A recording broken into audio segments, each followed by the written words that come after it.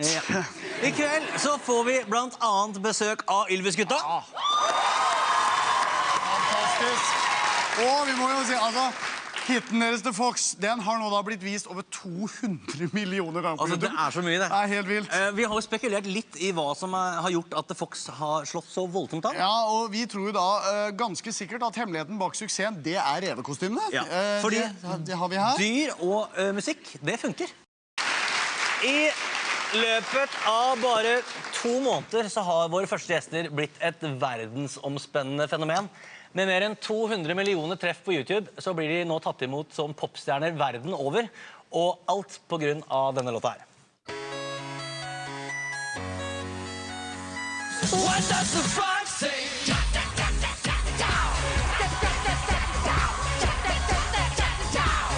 What the fox say?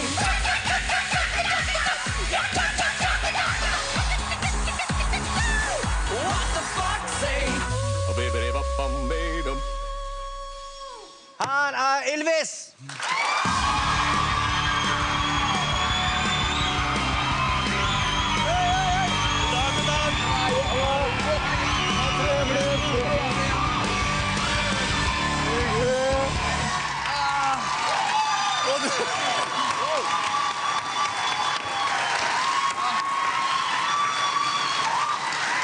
Det er så hyggelig å ha dere her, Emily. Thank you. Og så, ettersom vi har skjønt, dere skal også til Oslo Spektrum. Ja, det skal vi. Ja, vi skal rett og slett til Oslo Spektrum. Det var faktisk sånn at vi for 2 år siden så booket vi på, så tenkte vi, hadde ikke vært gøy å gjøre noe i Spektrum, og så booket vi datoen 28. februar 2014, og så gikk det en liten stund, og så plutselig ble det litt sånn vel populært å reise til Spektrum, og tenkte vi, ja, vi kan gjøre noe annet, vi skal gjøre noe andre greier. Men så hin dagen så tenkte vi, skal ikke spørre om den datoen fortsatt er ledig. Og det var han, så 28. februar, Spektrum. Det er gøy. Men du, først må vi bare si gratulerer med en helt sinnssvak suksess. Det er veldig kult. Hvordan har det vært? Det er 2 måneder som har... Det har vært hektisk på en kul måte. Helt surrealistisk. Det er veldig spesielt når sånne ting skjer.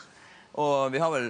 Det føles på en måte som en sånn godstog som bare har kommet kjørende, og så har vi falt opp i en eller annen vogn, og så er det ingen som har funnet ut ennå at vi kjører hjemme der. Vi ligger vel mer sånn skraper ned i den plogen der. Sånn.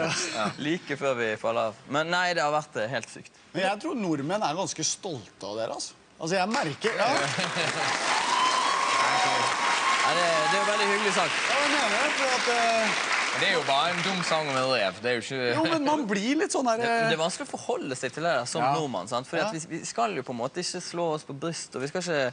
Vi var jo over på en sånn helt spesiell tur akkurat når det skjedde, sant? Og da var vi liksom i Los Angeles, og vi var i Las Vegas, og måtte liksom bare fly kjapt inn, og sånt. Og så hadde vi med oss videokamera hele tiden, og tenkte vi skulle vise det i talkshow når vi kom hjem, men det var liksom så mye av det som føltes helt sånn...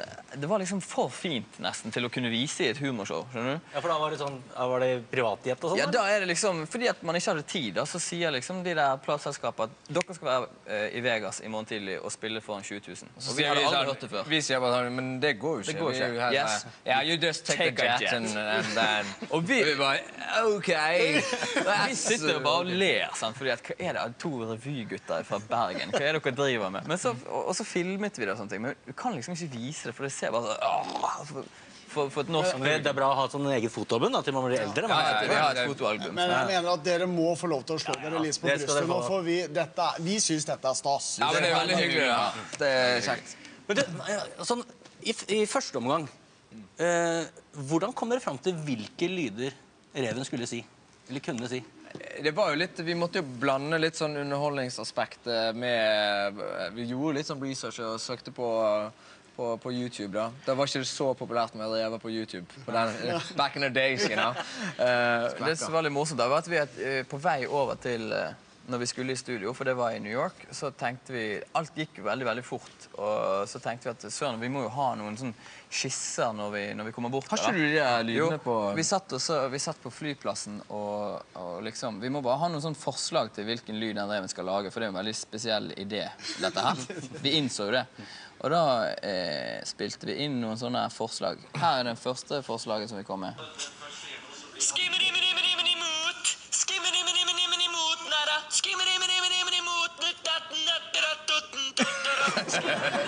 Men du må vise den, altså, han som blir så sint på slutten. Ja, en nummer 2, han ble litt mer hissig på slutten. Altså.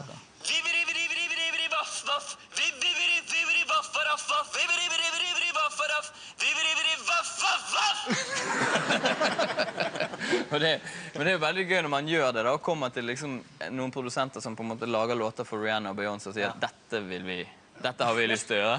Det er ikke bare The Fox dere har hatt suksess med. Vegard, du har hatt stor suksess med også Stonehenge, The Cabin. Altså dere har hatt det, men det er du som har synger her. The Cabin også. Men også, du har også oppfylt drømmen din om å synge med Josh Groban. Ja, det har alltid vært en drøm. Ja.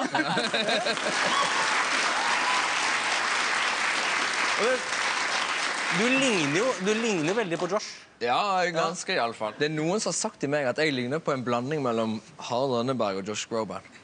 Så det Her er det et eller annet. Her er det mye på en gang. Ja. Jeg tar tak i det, fordi at jeg synes jo at du ligner veldig på sønnen til Vegard, Mats. Ja.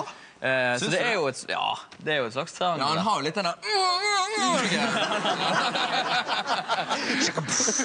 Men du, i alle duoer så har man jo egenskaper som utfyller hverandre.